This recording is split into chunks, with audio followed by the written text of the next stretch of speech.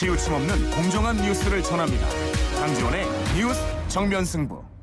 네, 오늘 하루 대한민국에서는 어떤 일들이 있었을까요? 오늘 있었던 주요 뉴스들을 종합해드리는 강지원의 뉴스 정면승부 7시 뉴스 포인트입니다. 오늘의 주요 뉴스를 꽉 채웠습니다. 강지원의 뉴스 정면승부 뉴스 포인트. 네, 먼저 정치권 등 우리 사회에 있었던 일들 알아보겠습니다. 자, 친절한 숙현 씨의 까칠한 뉴스 시사 컬럼니스트 이숙현 씨 나오셨습니다. 안녕하셨습니까? 네, 안녕하세요. 먼저 에어아시아 실종 지점 인근에서 희생자들이 발견됐다는 소식. 네네. 이걸 먼저 전해주셔야 되겠습니다. 항공기도 네. 타고 있었다고 하니까요. 네, 이 에어아시아기가 실종된 지점 인근의 자바해 해상에서 희생자로 보이는 시신 여러 구가 발견됐다고 인도네시아 당국이 전했습니다. 네. 인도네시아 당국은 이 시신들을 해군 함정으로 옮겨서 조사를 진행하고 있는 그런 상황입니다. 또 수색 현장에서 비상 탈출용 슬라이드 그리고 기체 출입문 등 잔해로 보이는 물체가 다수 발견됐다는 소식도 함께 전해왔습니다. 네. 인도네시아 공군 측은 항공수색 과정에서 이 대형 물체 10개를 포착했고 작고 하얀 물체들도 촬영은 못했지만 발견했다고 전했습니다. 물체의 발견 지점은 실종기가 마지막으로 레이더에 포착된 곳에서 10km 떨어진 곳이라면서 취재진의 사진을 공개하기도 했습니다. 실종 이틀째였던 어제 자바의 수색 현장에서 잔해로 추정되는 물체가 발견됐다. 이 소식을 전해드렸었는데요. 이 실종 기한은 무관한 것으로 확인됐습니다. 네. 그다음에 땅콩 회항 사건의 주인공 대한항공 조현합 전 부사장이 지금 구속영장 실질 심사를 받기 위해서 오늘 네. 서울지법에 출석을 했고요. 지금 이제 대기 상태에 있죠. 그렇습니다. 네. 김병찬 영장 전담 판사는 오늘 오전 10시 반부터 조 전 부사장에 대한 영장 실질 심사를 1시간 30분가량 진행했다고 합니다. 조 전 부사장의 혐의는 무려 4가지인데요. 항공보안법상 항공기 항로 변경과 안전운항 저해 폭행 그리고 형법상 강요죄와 업무방해죄 등입니다. 구속 여부는 오늘 밤중에 결정될 예정입니다. 검찰은 승객 300여 명을 태운 항공기를 무리하게 탑승 게이트로 되돌리고 특별사법경찰관 신분인 승무원과 사무장을 폭행했다는 점에서 사안이 중대하다 이렇게 보고 있습니다. 한편 증거인멸과 강요 혐의로 영장이 역시 청구된 대한항공 여모 상무에 대한 영장실질 심사도 오늘 함께 열렸습니다. 네, 북한이 5.24 조치 해제를 요구해 온다면 일단 그 얘기를 들어보겠다. 라고 오늘 정부가 입장을 밝혔네요. 그렇습니다. 통일부 당국자들이 오늘 기자들과 만났습니다. 어제 통일준비위원회가 제안한 남북회담과 관련해서 이 5.24 조치의 실질적인 해결을 위해서는 남북 간의 책임 있는 당국자가 만나서 협의할 수 있을 것이라고 밝혔습니다. 또 북측이 이번 회담에서 5.24 해제를 요구해 온다면 일단 북한이 요구하는 것을 듣겠다 이런 입장도 함께 밝혔습니다. 북핵과 인권 문제 등에 대해서도 질문이 있었는데요. 그 의제에 대해서는 별도 대화회장을 통해서 협의해 나갈 수 있다면서 한마디로 핵 문제와 인권 등은 별개의 사안이다 이렇게 선을 그은 상태입니다. 네. 북한의 반응이 궁금한데요. 일단 우리 측 대화 제안에 반응을 보이지는 않고 있습니다. 다만 정부가 대화 채널로 내세운 통일준비위원회를 강력하게 비난했는데요. 노동당 기관지인 노동신문은 오늘 이 남한 정부가 체제 대결을 본격화할 기도 밑에 통준이라는 것을 만들어냈다면서 노골적인 반감을 드러내기도 했습니다. 네. 그리고 새누리당이 친박 비박을 해가지고 좀 시끌시끌합니까? 네. 일부 친박계 의원들이 김무성 대표에 대해서 당을 사당화한다 이렇게 비판을 하고요. 또 김무성 대표는 아니다. 그리고 정면으로 반박하고 그런 상황이네요. 네, 연말에 이게 참 무슨 상황인지 모르겠습니다. 네. 김무성 대표는 오늘 출입기자단 송년 오찬에서 대표로서 공천권을 행사하지 않겠다는데 무슨 사당화냐 이렇게 얘기를 하면서 친박계 의원들의 비난을 정면으로 반박했습니다. 오늘 비슷한 시간대에 열린 친박계 의원들의 행사에서 이 자신을 겨냥해 인사권 사유화, 대표의 전행 이런 비난들이 쏟아지자 여기에 대해서 맞받아친 겁니다. 김무성 대표는 내가 정치를 한 지 30년인데 그런 말이 나올 수도 있다면서도 불쾌한 심기를 완전히 감추지는 못했다고 합니다. 또 기자들에게 우리 당직자 명단을 갖다 놓고 전당대회 때 누구를 지지했는지 보라면서 내가 반 이상 친박계 쪽에 당직을 내놨다 이렇게 강조하기도 했습니다. 네, 그 친박계 모임 행사에서는 어떤 발언들이 나왔는데요? 네, 오늘 송년 행사를 가진 이 국가 경쟁력 강화 포럼이라는 게 있습니다. 예. 친박계 의원들이 모인 그 포럼인데요. 좌장인 서청원 최고위원을 비롯해서 김태환, 안홍준 의원 등 40여 명이 참석을 했습니다. 삼선인 유기준 의원은요, 이 선명하지 못한 당청 관계 그리고 국민적인 관심을 분산시키는 개헌 논쟁 등 갈 길이 먼 정부와 여당의 발목을 잡는 일들이 끊임없이 터져나오고 있다. 이렇게 노골적으로 불만을 터뜨렸습니다. 다른 의원들도 여러 가지 발언을 한 것으로 지금 알려졌고요. 서청원 최고위원은 내년에는 조금 더 많은 당내 소통을 하고 민주적으로 당 운영을 해주기 바란다. 이렇게 꼬집기도 했습니다. 민주적으로. 네. 집권 3년차를 앞두고 친박 의원들의 대규모 세과시를 한 모양새인데요. 새해 그 여당의 친박 비박 간 또다시 주도권 경쟁이 치열해질 것이다. 이런 전망도 나오고 있습니다. 네. 주민등록번호 유출로 신체나 재산에 큰 피해가 우려되는 경우에는 선별적으로 주민등록번호 변경이 허용될 거다. 이런 얘기가 나오네요. 네, 정부가 오늘 국무회의를 열고요. 이 주민등록번 개정안을 의결했습니다. 오늘 의결한 이 개정안을 보면은 이 주민번호가 유출돼서 생명, 신체나 재산에 중대한 피해를 입을 우려가 있다고 인정되는 경우에는 주민등록지의 시군구청장에게 번호 변경을 신청할 수 있습니다. 또 성폭력 피해자도 주민등록번호 유출로 추가적인 피해 우려가 있다면 변경 대상이 됩니다. 일단 국회에서 통과를 해야 되는데요. 네. 일단 절차만 보면 시군구청장이 행자부 측에 주민번호 변경이 적합한지 이런 결정을 청구하고요. 주민등록번호 변경위원회가 변경 여부를 최종적으로 결정하게 됩니다. 지금 현행 주민등록법에 따르면 이 가족관계 등록상 변동이나 번호 오류가 있을 때 정정만 가능할 뿐이지 변경은 불가능하도록 돼 있습니다. 네, 수고하셨습니다. 감사합니다. 감사합니다. 네, 지금까지 시사컬럼니스트 이숙현 씨와 함께 했습니다.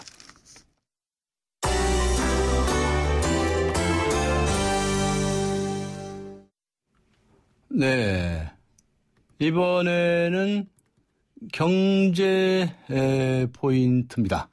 경제 소식 알아보죠. 한국일보의 고은경 기자 연결합니다. 네.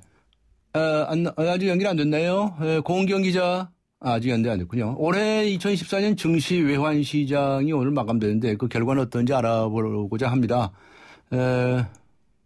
네. 올해 코스피는 연초보다 약 4.76% 하락한 채 30일 마감이 됐죠.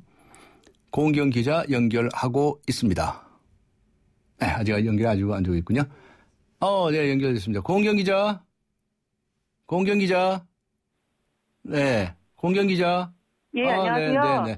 네. 올해 코스피가 연초보다 4.76% 하락한 채 30일 오늘 이제 마감이 됐죠.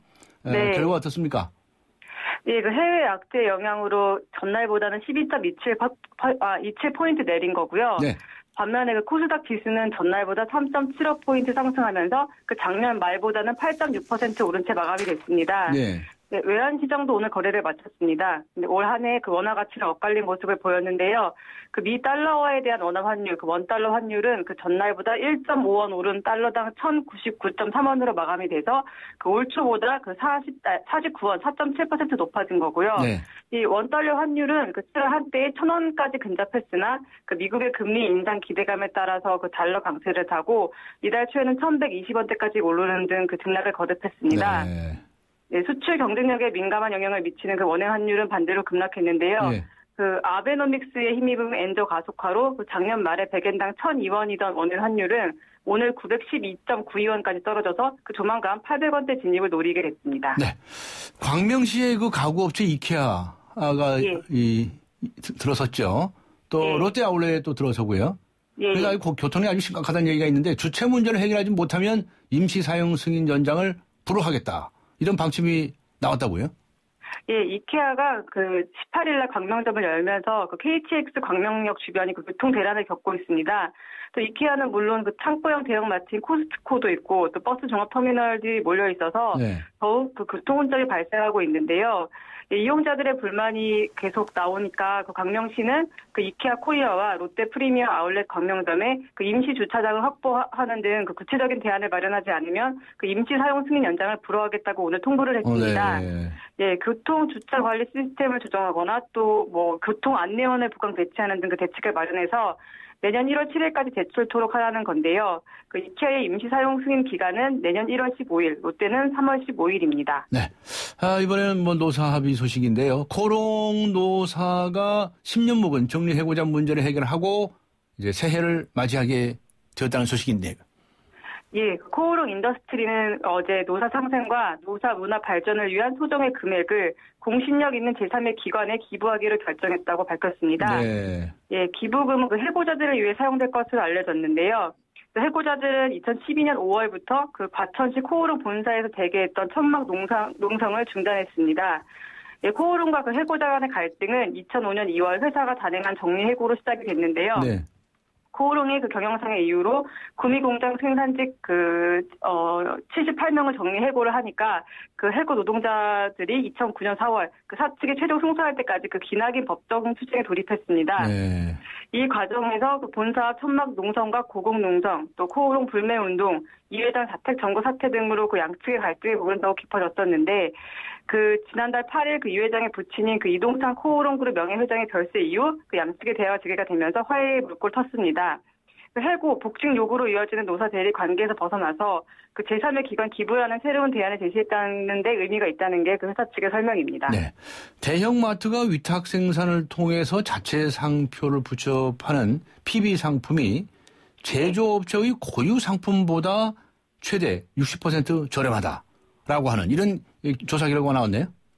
예, 한국소비자원이 대형마트의 PB 제품과 제조업체의 MB 제품 가격을 비교를 했습니다. 네. 제조사와 주 원료 함량이 같은 12개 PB 제품은 제조사의 제품보다 가격은 평균 23.6%, 또 최대는 50% 저렴하다고 밝혔고요. 또 주 원료 함량이 유사한 20개의 PB 제품은 MB 제품보다 가격은 평균 28% 낮았고 최대 60% 싼 품목도 있었습니다. 네. 예, 3696가 제조한 검은콩 두유라는 게 있는데 이마트의 PB 제품은 100ml당 173원인데 네. 제조사의 라벨이 붙은 제품은 100ml당 435원입니다. 예. 예, 그러니까 3배 정도 비싼 거고 또 대량 구매와 중간 유통 과정 생략에 따른 물류비 절감으로 이렇게 PB 제품의 가격 경쟁력을 갖췄다는 건데요. 하지만 제조업체 제품 같은 경우에도 개별적으로 보면 비싸지만 1+1 행사, 또 덤 증정을 하게 되면은 네. PB 제품보다 더 싼 때도 있긴 있다고 합니다. 네. 그리고 대형마트 PB 제품 구매자 1000명을 대상으로 조사를 하니까 주로 뭘 구매하나 봤더니 화장지, 미용, 티슈 등 임의용 상품을 제일 많이 구매를 했고요. 예. 또 유제품, 음료수 순으로 나타났습니다. 예, 알겠습니다. 수고하셨습니다. 예, 감사합니다. 네, 한국일보의 고은경 기자였습니다.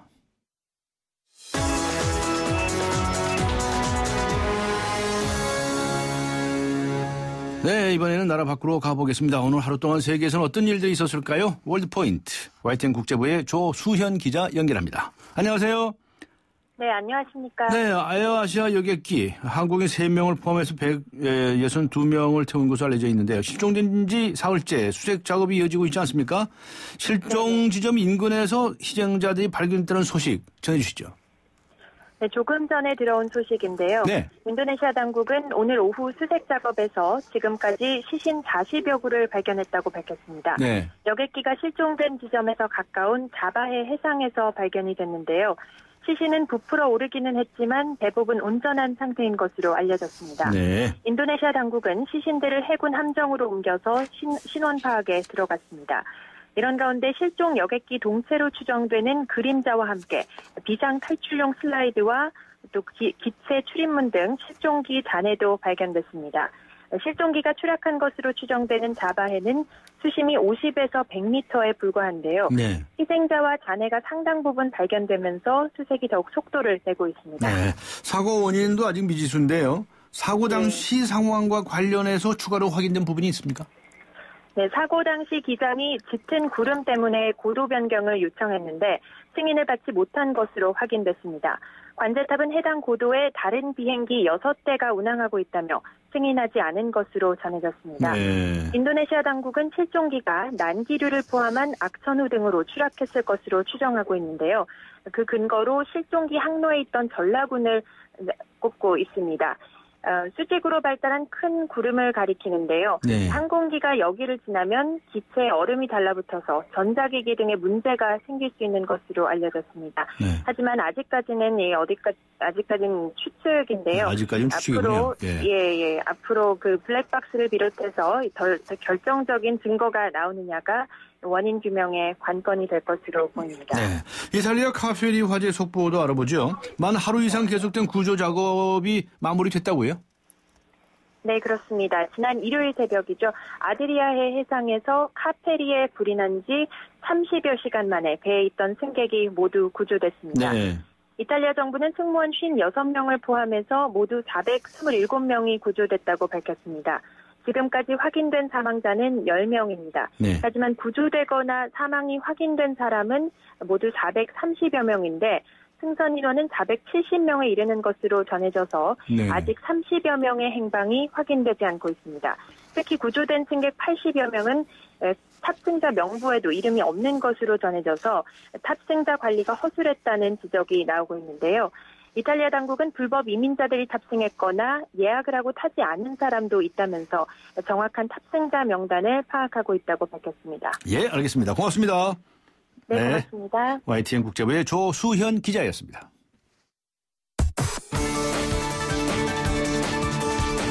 대한민국의 오늘, 치우침 없는 공정한 뉴스, 강지원의 뉴스 정면 승부가 여러분의 참여를 기다립니다. 짧은 문자 50원, 긴 문자 100원에 휴대전화 메시지 샵 0945와 YTN 라디오 어플리케이션 예스 게시판에 소중한 의견을 남겨주세요. 참여해주신 분들 중 추첨을 통해 정통 시사주간지 주간경향, 아시아 전문 월간지 매거진엔 구독권을 드립니다. 뉴스 정면 승부는 여러분의 참여로 완성됩니다. 대한민국의 오늘, 강지원의 뉴스 정면 승부.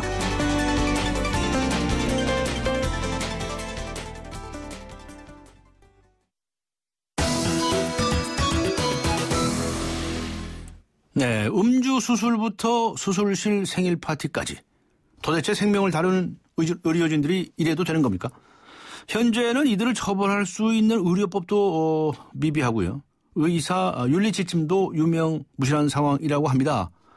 오늘 정면 인터뷰 전문가 연결하겠습니다. 의료소송 전문 변호사이시죠. 김선욱 변호사 만나봅니다. 안녕하세요. 네, 안녕하세요. 김선욱입니다. 네, 오늘 이 가수 신해철 씨 사망 사건과 관련해서 대한의사협회의 감정 결과가 나왔죠. 네. 그러니까 이 위축소 성형 수술인가 이거는 뭐 병원에서 안 했다고 그러는데 그거 시행한 것으로 보인다 이런 판단을 했고요. 네. 어떻게 보셨습니까?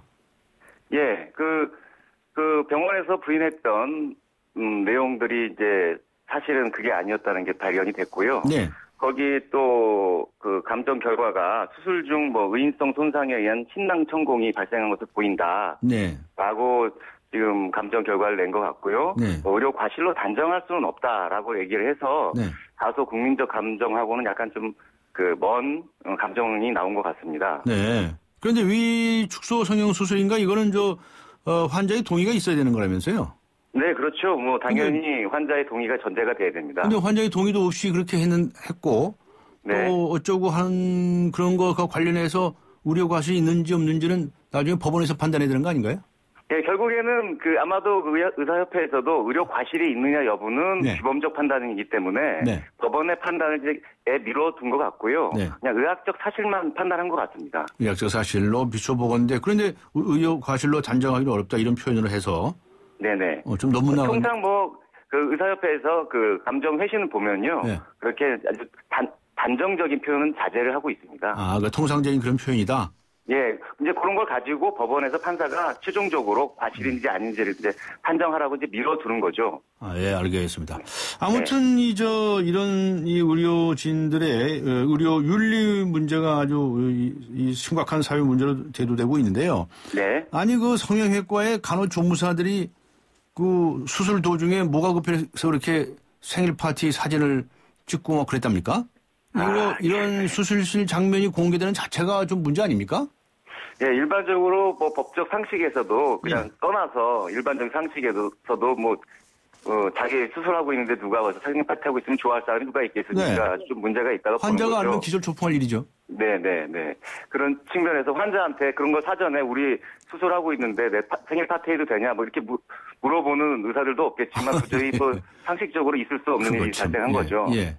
네. 그렇습니다. 특히 근데 그 와중에 좀 보니까 환자 얼굴도 좀 나와 있더라고요. 네.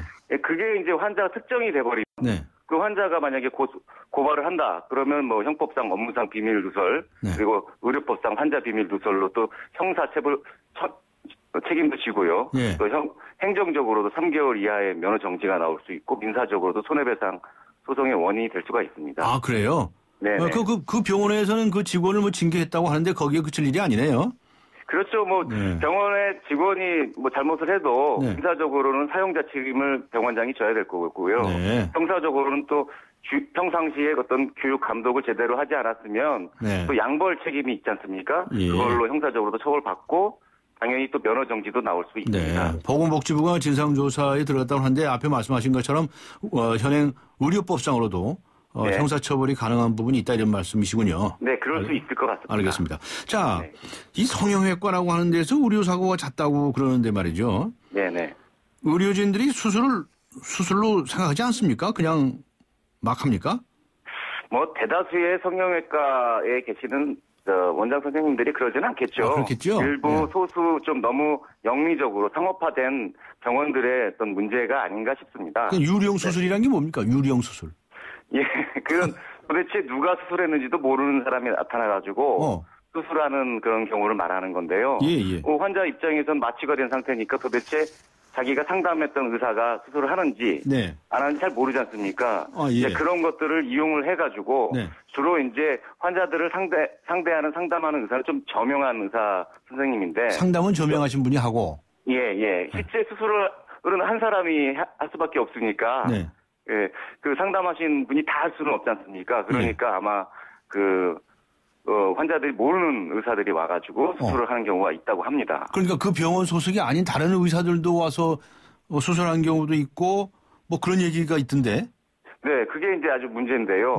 그걸 이제 이게 떠돌이 의사라고 하는데요. 떠돌이 의사, 네, 경우에 따라서는 면허 정지가 돼 있는 상황이어서 의료행위를 할 수 없는 분들도 한다는 의혹이 있긴 하죠. 그거 완전 불법이죠. 네, 그렇습니다. 면허 취소에 해당하는 행위입니다. 네. 그런데 만일에 그런 일을 한 병원이 걸렸다. 라고 하면 불량 병원을 찍히지 않겠습니까? 그렇죠. 그런데 그 간판 바꾸다 하면 된다면서요? 사실은 뭐 그걸 또 국민들이 알아낼 수 있는 방법이 현행법상은 없습니다. 그래갖고 되겠습니까? 그거는 좀 사람의 생명을 다루는 의료진인데. 그래서 이런 부분들에 대해서는 의사의 윤리를 넘어서서 또 의료법에 보면은 의사의 품위 손상 행위, 이건 일종의 품위 손상 행위에 해당되거든요. 그럼 1년 이하의 범위 내에서 자격 정지를 할 수 있는 법적 규정이 있습니다. 그 부분이 좀 더 현실화돼야 될 것 같습니다. 게다가 또 얼마 전에는 그 메스를 든 의사가 말이죠. 만취 상태에서 술에 취한 거예요. 그런 상태에서 수술을 하다가 또 난리가 났었죠. 그렇습니다. 이거 어떻게 되는 겁니까? 뭐 분명히 어떤 이유가 있을 텐데요. 그렇다 하더라도 이 병원의 시스템의 문제가 아닌가 싶습니다. 의료진 중에서 어떤 술에 취했다든지 어쩌면 또 경우에 따른 환각 상태 이런 경우에 이제 수술 현장에 들어올 경우에는 이걸 아예 병원 시스템으로 차단이 돼야 되는데 그런 시스템의 부재, 환자의 생명과 안전을 제일 우선시하는 어떤 시스템에 대한 철학의 부재에서 발생한 일인 것 같습니다. 그런데 그런 식의 만취 상태의 의사가 수술을 했다든가라고 한다면 어떻게 혼내주는 방법 없습니까? 이것도 일종의 이제 품위 손상 행위에 해당. 품위 손상 정도밖에 안 될까요? 네. 형사적으로는 뭐 그렇게 뭐 만취 상태에서 수술을 했으니 제대로 됐을 리가 없죠. 무자격 의사가 수술하는 거랑 똑같죠. 그게 술에 취해가 정신이 나간 사람이라면. 현행법상으로는 지금은 그게 처벌 규정은 없습니다. 그래요? 그 규정 만들어야 되겠는데요? 예, 그래서 지금 최근에 의료법 개정안이 좀 나온 걸로 알고 있습니다. 아, 그렇군요. 알겠습니다. 네네. 게다가 또 지난 10월에는 말이죠. 흉부외과 의사가 네. 생후 4개월 된 영아의 심장 수술을 하다가 네네. 동료 의사하고 의견 충돌이 있었다. 네. 그렇다고 해서 이제 전신 마취를 놓은 아이를 놔둔 채 그냥 수술해서 나가버린 사건도 있지 않았습니까? 예, 그렇습니다. 그래도 위험하지 않습니까? 당연히 그 환자의 안전을 최우선시해야 되는 의사 윤리에도 반하고요. 예. 그래서 아마 그 의사는 그 징계를 처분을 받았고, 네. 그 징계 처분에 대해서 또 불복을 해서 소송을 했는데. 그 의사는 무슨 해명하고 싶은 주장이 있는 모양이군요. 예, 그랬겠죠. 그랬는데 법원에서는 그게 인정이 안 된 것으로 판단이 됐습니다. 알겠습니다. 그래서 혹시나 국민들의 입장에서는 네. 이런 그 의료 사고에 대해서 네. 처벌, 예를 들어서 형사처벌뿐만 아니라 징계 같은 것이 너무나 미약하고 네. 봐주기식 그런 일들이 많아서 그런 것이 아니냐. 그렇죠. 솜방망이로 그동안에 의사라고 특별 대우해 준 거 아니냐. 네. 여기에 대해서 불만이 많습니다. 예. 어떻게 생각하십니까? 네, 이제 계속 이 사회가 예전에는 잘 알려지지가 않아가지고 일반 국민들이 잘 모르고 있었지 않습니까? 예, 예. 근데 이제 요새는 SNS다 등등 해가지고 금세 이제 이런 상황들이 이제 만천하에 이제 보여지기 시작하는 거죠. 네. 근데 의사들 스스로도 자체적으로 징계를 잘 해야 되는데 그게 네. 좀 미적미적하는 것 같습니다. 또 그것에 따라서 보건복지부에서도 네. 징계 수위가 너무 적은 것 같습니다. 아까도 그 품위 손상에 대해서 1년 이하 범위 내에서 자격정지를 하도록 되어 있는데요. 네. 실질적으로는 의료관계 행정처분 규칙이라고 해가지고 네. 그냥 획일적으로 2개월 정도 면허정지에 그치고 있습니다. 2달. 네. 네, 그런 부분들을 좀 현실화시켜서 정말 이건 누가 봐도 의사로서의 그 품위가 없다라고 했을 때는 과중한 책임을 묻게 하는 그런 행정적인 조치도 필요하고 의사협회 등에서 자율적인 어떤 자체 징계 이런 것들도 필요하고 이게 경우에 이런 상황이 계속 반복이 되는 경우에는 국회를 통해서 입법적으로 강한 행사 처벌이라든지 이런 것들이 강구가 돼야 되겠죠. 네. 지금 현재 말이죠. 그런 저런 것들을 다 소화할 수 있는 의사 윤리 지침이라는 게 있죠. 2006년에 한번 개정이 된 게 있긴 한데요. 예. 그것 가지고 그게 실효성 있게 국민의 정서의 눈높이에 맞춰서 이렇게 작동되고 있지는 않는 것 같습니다. 그 변호사님이 보시기에도 실효성이 좀 의문시 될 정도입니까? 네. 그러니까 일반 국민들이 제 식구 감싸기 아니냐. 네네. 솜방망이 아니냐 이런 얘기들이 있는 거죠. 외국의 경우는 어떻습니까? 외국의 경우에서는 엄격하게 의사의 면허 관리가 의사협회에서 이루어지고 있고요. 아, 그래요? 예. 그리고 또 교육, 특히 좀 위험한 시술이라든지 환자의 어떤 성이라든지 이런 데 관련된 의료행위를 하는 데에서는 반드시 연수 교육을 받도록 해서 좀 윤리 교육들을 아주 강화시키고 있는 추세입니다. 네. 네, 또 의학대학에서부터 시작해가지고요.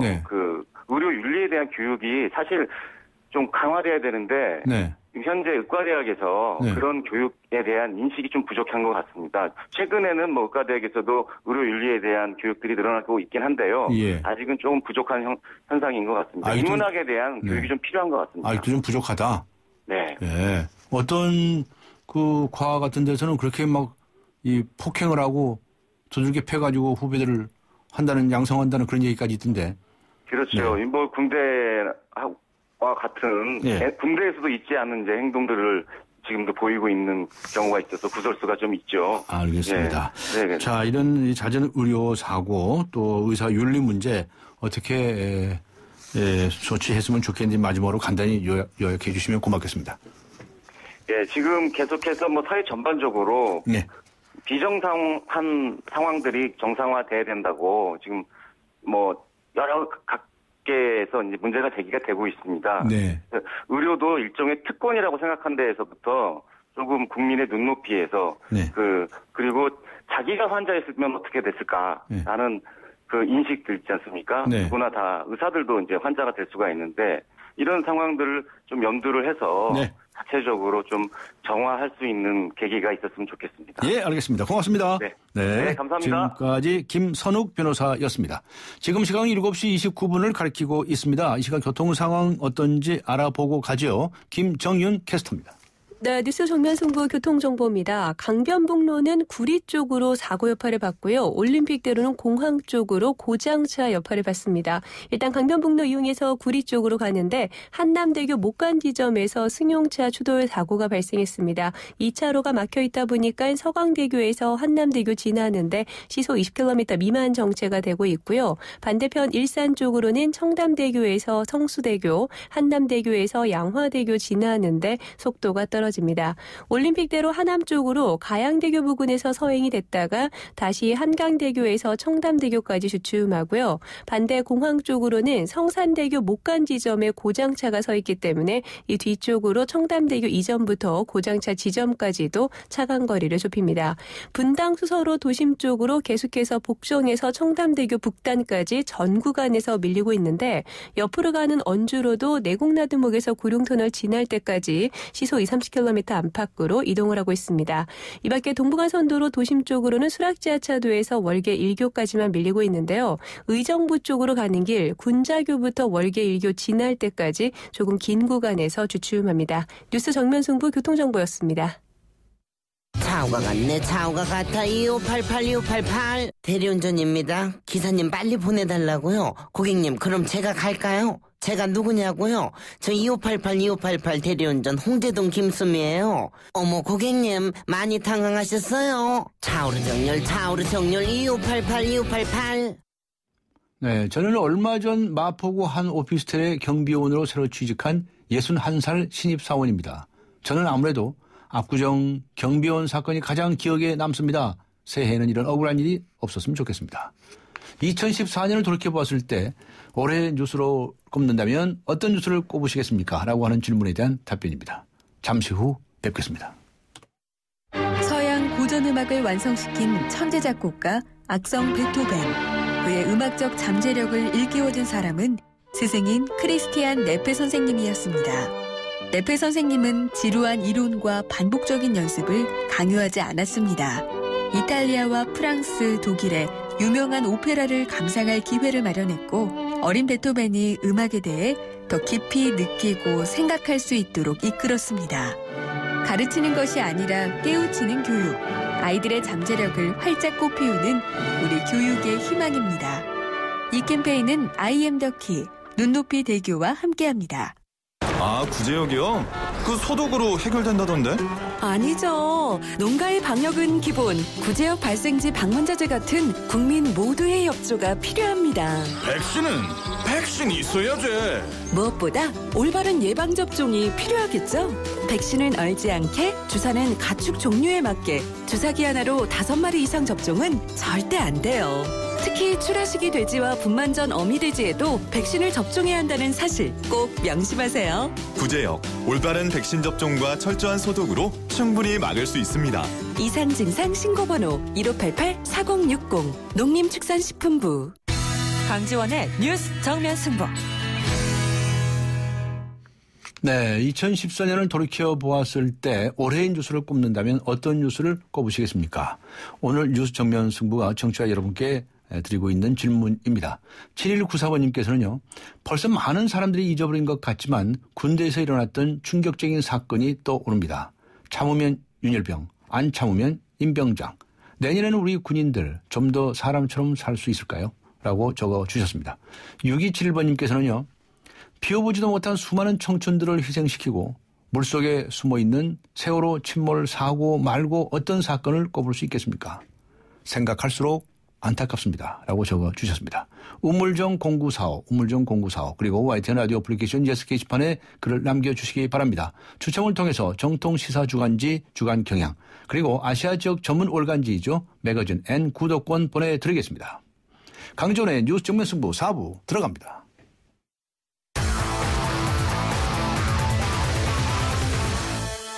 네, 오늘 하루 동안 있었던 스포츠 소식 알아보고 가겠습니다. 스포츠 포인트 중앙일보의 박린 기자 연결합니다. 안녕하세요. 네, 안녕하세요. 네, 국내 스포츠 10대 뉴스. 이거 뽑으려면 어떤 것들 뽑을 수 있을까요? 네, 올해 그 소치 동계올림픽과 브라질 월드컵, 인천 아시안게임 등 스포츠 빅 이벤트가 많았는데요. 네. 그 우선 소치올림픽에서 피겨 여왕 김연아가 그 판정 논란 속에 러시아 소트니코바에게 금메달을 내주고 아쉽게 현역 은퇴했는데요. 네. 그 해외 언론들도 국민들도 분노했지만 김연아는 결과에 승복하면서 오히려 국민들을 위로했습니다. 그렇죠. 빙속년제 이상화는 그 스피드스케이팅 2연패를 달성했고요. 러시아로 귀화한 빅토르한 안현수는 3관왕으로 화려하게 부활했습니다. 네. 당초 8강이 목표였던 브라질 월드컵에서 한국은 조별리그 1무 2패로 탈락했고요. 홍명보 감독은 그 선수 선발에 의리가 작용했다는 엔트리 논란 속에 그 사퇴를 했습니다. 그 인천 아시안게임에서는 그 대회 운영 비난 속에서도 한국은 종합 2위 목표를 달성했고요. 예. 수영 박태환은 아시안게임 최다 메달 신기록을 세웠습니다. 네, 소치올림픽, 브라질 월드컵, 인천 아시안게임 등등 이제 한 5가지 짚어주셨는데요. 네네. 나머지 또 어떤 것도 있습니까? 네, 그 축구대표팀 영원한 캡틴 박지성은 지난 여름에 현역 은퇴했는데요. 네. 현재는 팀장팀 맨체스터 유나이티드 홍보대사를 맡으면서 착실하게 행정가를 준비 중입니다. 네. 프로야구 삼성은 통합 4연패를 달성했고요. 넥센 서건창은 사상 최초로 200안타를 돌파하면서 연습생 신화를 썼습니다. 그랬죠. 미국 프로야구 LA 다저스 투수 류현진은 2년 연속 14승을 달성했고요. 19살 골프 소녀 김효주는 국내에서 5승을 거두고 그 에비앙 마스터까지 집회했습니다. 네. 자, 내년에는 스포츠가 우리 국민들에게 어떤 희노애락을 안겨줄까요? 기대해 보겠습니다. 자, 오늘 네. 스포츠 소식도 알아보죠. 프로야구 NC의 나성범 선수. 네. 역대 3년차 최고 연봉을 받는다고요?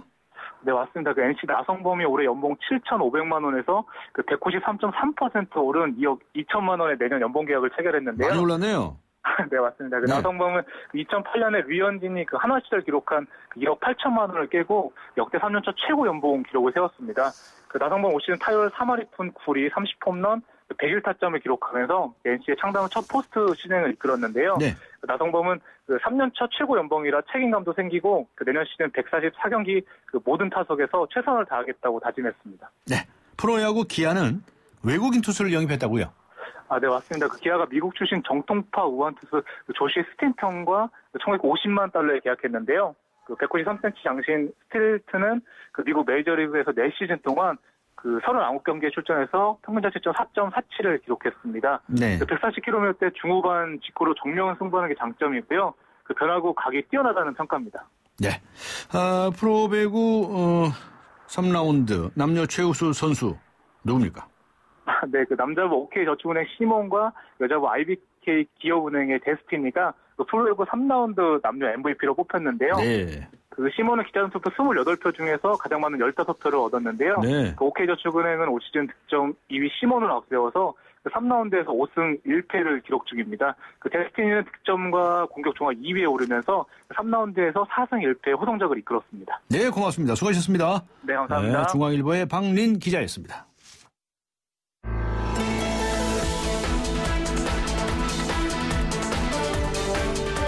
세상을 바꾸는 정면 승부. 네, 세상을 바꾸는 정면 승부. 2014년도 이제 하루밖에 남지 않았습니다. 지금 송년회장으로 가시는 차 안에서 이 방송을 듣고 계시는 분들, 올해 경제 뉴스 중에서 어떤 뉴스가 가장 귀를 기울이셨습니까? 오늘 연말 특집으로 2014년 올 한 해 경제를 결산해보는 시간 마련했습니다. 한국금융연구원의 박종규 박사 나오셨습니다. 안녕하셨습니까? 네, 안녕하셨습니까? 네, 2014년 세계 경제 총결산. 네. 전반적으로 어떻게 보십니까? 세계 경제 총결산하는 거죠? 네. 한마디로 말해갖고 이제 그 미국이 다시 선두를 탈환했다 이렇게 정리를 할 수 있겠습니다. 선두를 탈환했다. 네, 이게 뭐 달리기로 표현하자면요. 네. 글로벌 금융위기가 나니까 이제 미국이 이제 뒤처졌지 않습니까? 네. 그게 그 미국발 금융위기였잖아요. 네, 네. 네, 그래갖고 그 공백을 이제 브릭스하고 이런 그 이머징 마켓이 이제 메꿨는데 금년부터는 이머징 마켓하고 이 브릭스가 이제 그 뒤로 처지고 다시 이제 미국이 선두를 탈환을 하고 있다 이렇게 정리를 할 수 있겠습니다. 네. 그래서 뭐 여러 가지 일들이 많이 있었는데 우리 경제도 뭐 그럭저럭 잘 꾸려왔던 한 해였다 이렇게 평가를 할 수 있겠습니다. 네. 조금 전에 미국 이야기 하셨는데요. 네. 미국 이야기부터 좀 더 자세히 들어가 보죠. 네네. 미국이 방금 말씀하신 대로 잘 돼 간다는 증거입니까? 미국 연준의 네. 양적 완화가 네. 종료되지 않았습니까? 네네. 양적 완화가 이게 상당히 정상적이지 않은 특수한 그런 정책이었는데요. 네. 정책 목표를 성공적으로 달성했다 이렇게 평가를 할 수 있겠습니다. 네. 이게 다른 게 아니라 금융하고 은행의 시스템 안정에 이게 성공을 거뒀다. 대단한 성공을 거뒀다. 이렇게 평가를 할 수 있는데요. 이게 글로벌 금융위기가 발생하니까 이게 대공황의 버금가는 대공황에 못지않은 금세기 최대 커다란 공황 상태가 올 것이다. 이렇게 다들 걱정을 했었는데 네. 양적 완화로 해가지고 물론 이제 위기 발생 처음 1년 반 동안은 정말로 대공황 때의 모습이랑 그대로 따라갔었습니다. 네. 그런데 양적 완화가 시작되니까 이게 그때와 달리 서서히 회복을 시작하는 그런 모습을 보였거든요.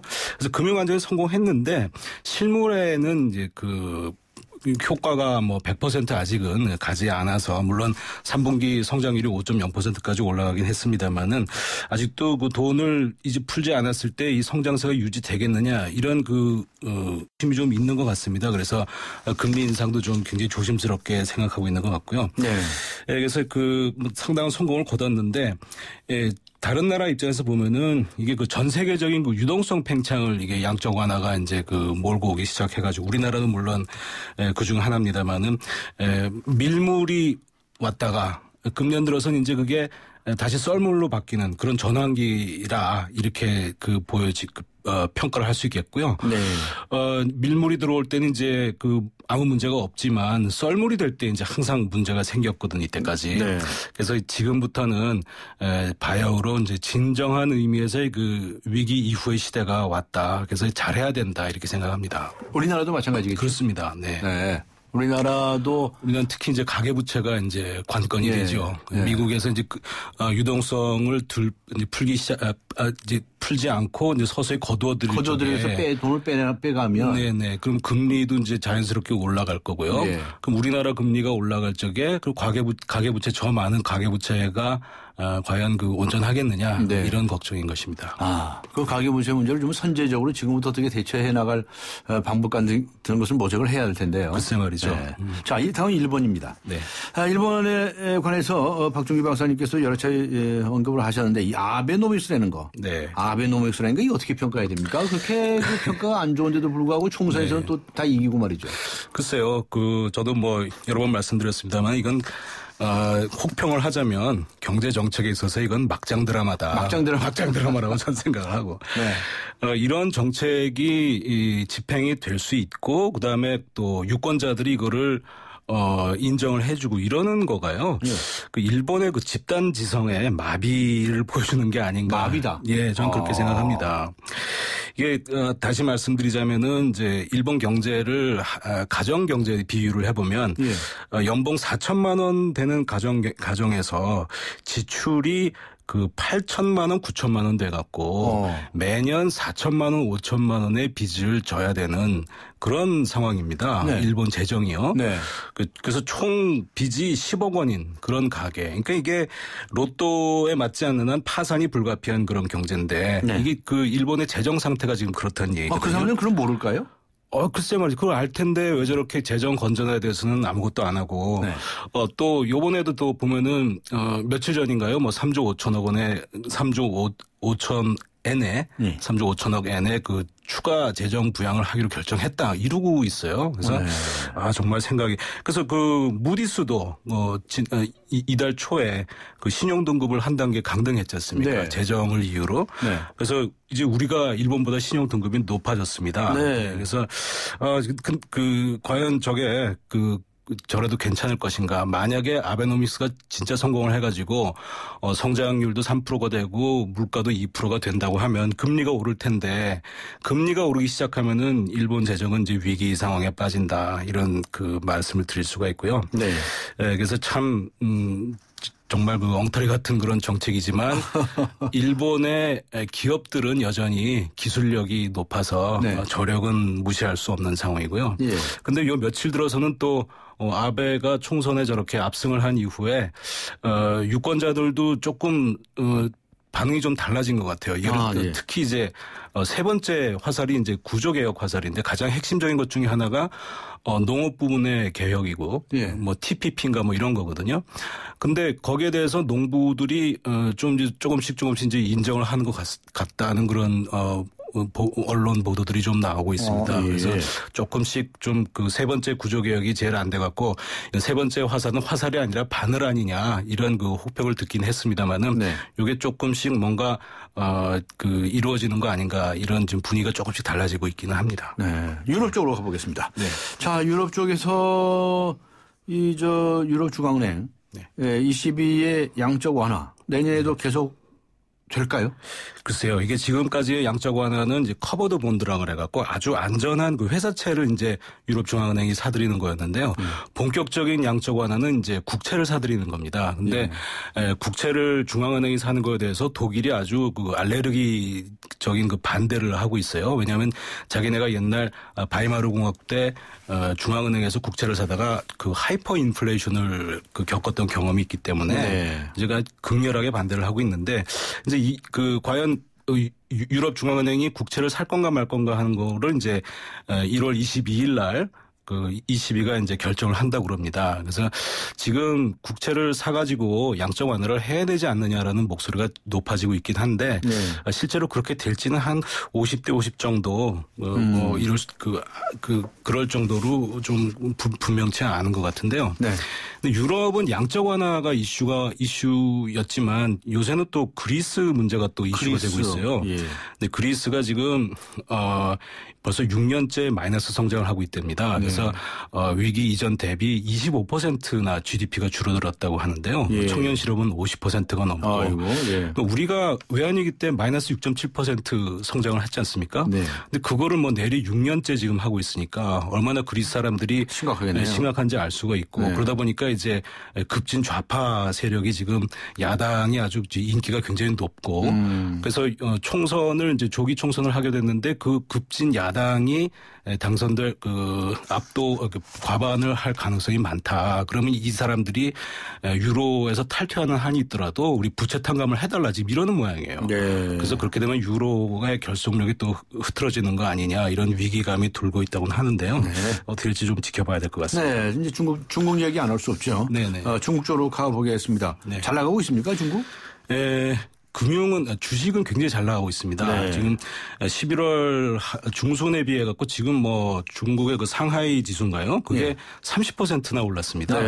근데 기억하시겠습니다만 2012년 12월 달에 그 아베가 집권한 다음에 아베노믹스를 해갖고 일본 니케이 지수가 굉장히 많이 올랐는데 아베 집권 이후 한 달 반 동안 니케이가 9%밖에 안 올랐거든요. 근데 지금 뭐 한 달 반 사이에 상하이 지수가 지금 30% 올랐으니까 이면 거의 그때에 비해서 3배 가까이 이렇게 지금 폭등하는 양상을 보이고 있는데요.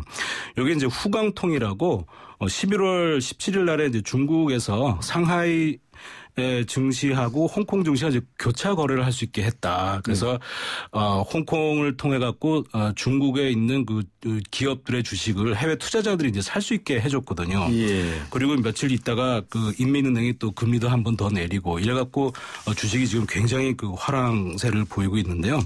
반면에 실물 경제는 선진국 경제가 다들 지금 불황을 겪고 있으니까 중국이 이제 세계 공장이었는데 사줄 해외 수요가 지금 부진한 지금 상황이 돼가지고 별로 좋지가 않습니다. 이때까지 굉장히 많은 시설을 늘리고 뭐 투자를 했습니다만 그것이 뭐 부실 투자가 많이 됐고 생산 능력에 비해서 지금 수요가 모자라갖고 서서히 지금 하락하다가 지난 여름부터 이제 부동산 버블이 꺼졌다 이런 뉴스가 나오면서 지금 굉장히 저희 뭐 원유라든지 철강 중국에 수출하는 그런 그 원유 철강 이런 국제 가격도 막 하락하고 또 호주 브라질 같은 그 자원 수출국 경제도 지금 덩달아서 동반 침체하는 그런 모습을 보이고 있습니다. 그렇군요.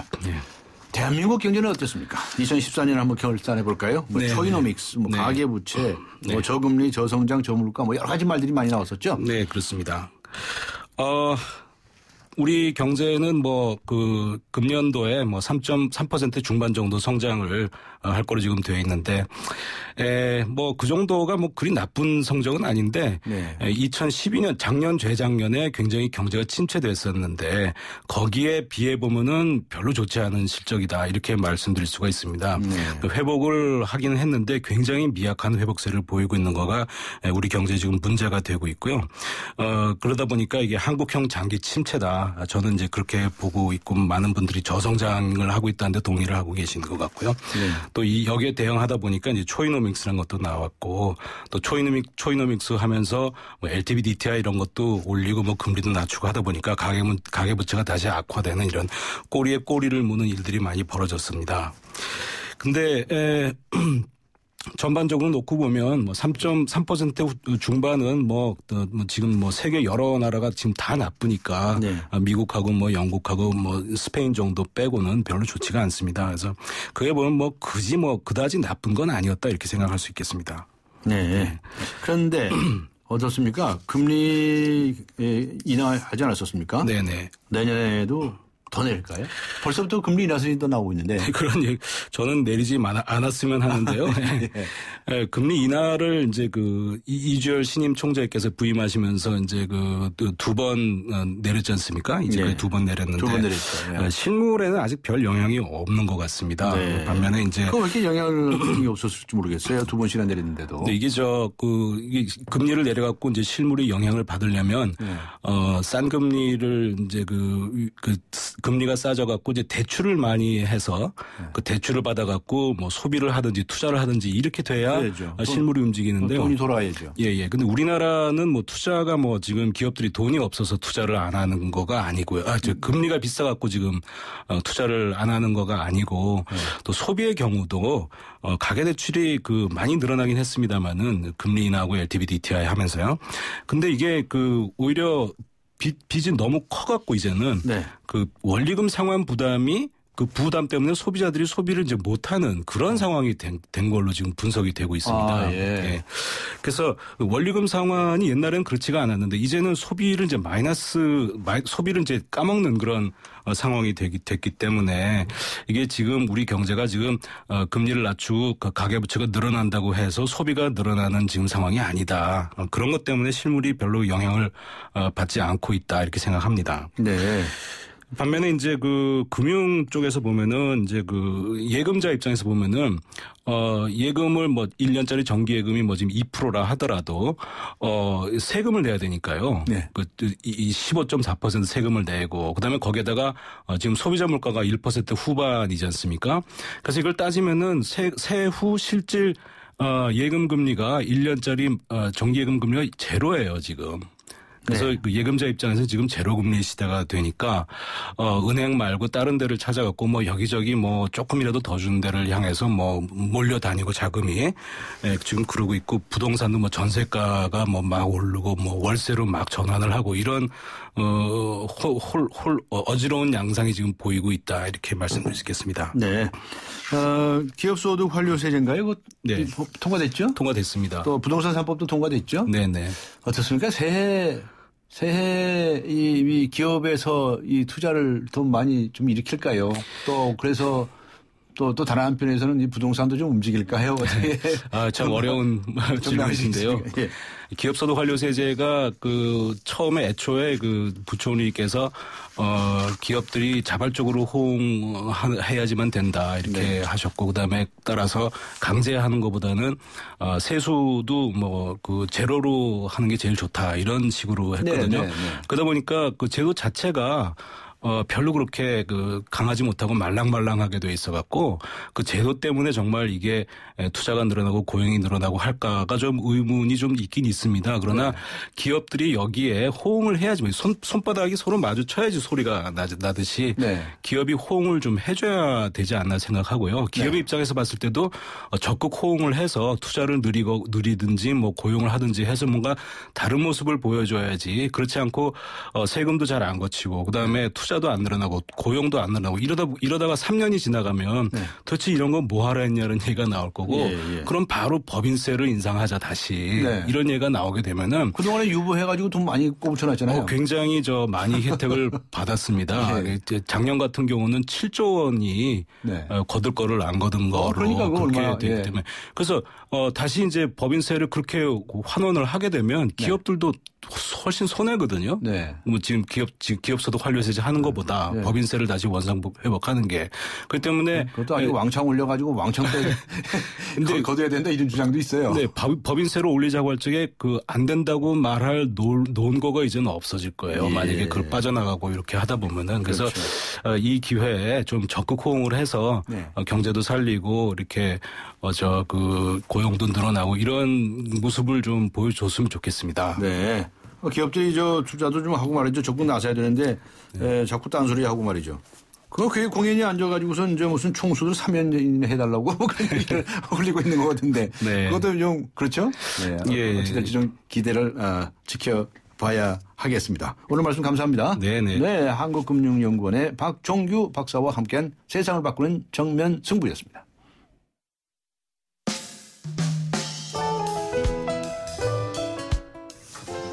네, 2014년을 돌이켜봤을 때 올해의 뉴스를 꼽는다면 어떤 뉴스를 꼽으시겠습니까? 라고 하는 질문을 드렸는데요. 6139번님께서는 이렇게 문자를 보내주셨습니다. 올해 우리 막내 아들이 취업한 것이 저에게는 제일 큰 뉴스였습니다. 속이 답답해지는 세상사에 이런 일도 있어야죠. 네, 축하드릴 일입니다. 많은 분들께서 의견을 주셨는데요. 휴대전화 끝자리 6139번님께는 주간 경향 구독권 그리고 5289번님께는 매거진 N 구독권을 보내드리도록 하겠습니다. 지금까지 프로듀서 신아람, 기술감독 안홍진, 이택, 작가 임현, 김민경 그리고 진행의 강지원이었습니다. 12월 30일 강전의 뉴스 정면 승부 오늘 순서 여기서 모두 마칩니다. 청취해 주신 모든 분들께 감사의 말씀 드립니다. 고맙습니다.